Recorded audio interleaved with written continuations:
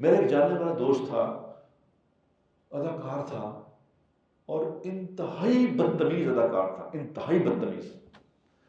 ایک بات میں 2 گالیاں نکالتا تھا، یعنی بہت ہی بد تہذیب، بہت ہی بد تہذیب.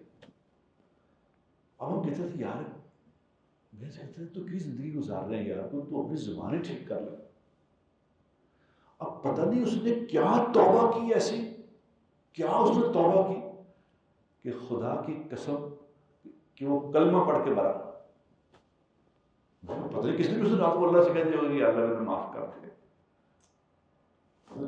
اسی رات اللہ نے فیصلہ کر دیا.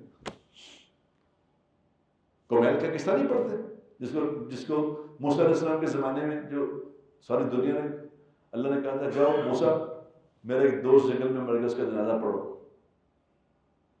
تو جاؤ یہ بھی اعلان کر دو کہ جاؤ آج جو اس کے جنازے میں شریک ہو جائے گا اس کی بھی بخشش ہوگی. تو موسیٰ علیہ السلام نے قوم گئی کہ چلو آج بخشش کرو. دیکھا تو وہی، کیونکہ یہ اللہ کے نبی یہ تو سب سے زیادہ ذلیل انسان ہے اس معاشرے کا، یہ تو بدماش ہے. آپ کہہ رہے تھے جنازے میں، تو موسیٰ علیہ السلام نے اللہ سے پوچھا یا اللہ یہ آپ کہہ رہے ہیں کہ یہ سب سے میرا دوست ہے ولی ہے، یہ تو ساری دنیا اس کے بارے میں یہ کہہ رہی ہے. تو اللہ پاک نے کہا موسیٰ لوگ بھی ٹھیک کہہ رہے ہیں، ہم بھی ٹھیک کہہ رہے ہیں، لوگ بھی ٹھیک کہہ رہے ہیں، ہم بھی ٹھیک.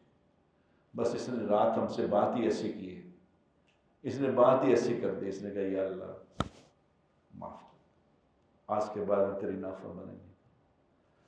بس معافی میرے دوستو ایسی چیز ہے، یاد رکھو توبہ ایسی چیز ہے کہ کسی نے اگر گناہ کرتے کرتے کرتے کرتے کرتے آسمان تک ڈھیر لگا دیا نا گناہوں کا، تو جب وہ توبہ کرتا ہے نا تو اللہ اس ڈھیر کو ختم نہیں کرتے، یعنی کہ دیکھو ختم کر دو نہیں، اس گناہوں کے ڈھیر کو نیکیوں سے بدل دیتے.